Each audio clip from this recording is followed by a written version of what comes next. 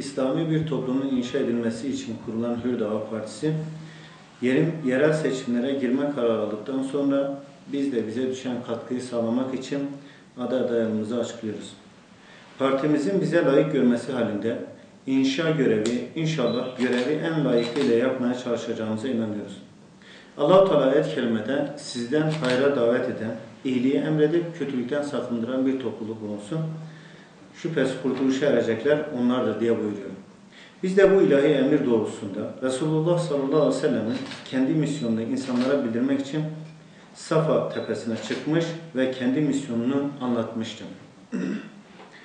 Hazreti Süleyman gibi halkın yöneticiliğini hak, hukuk ve helal haram çerçevesinde aday olmaya karar verdik. Emin Güneş Başkanımızın da dediği gibi Harun olarak girip Karun olarak çıkmamayı Allah'tan niyaz ediyoruz.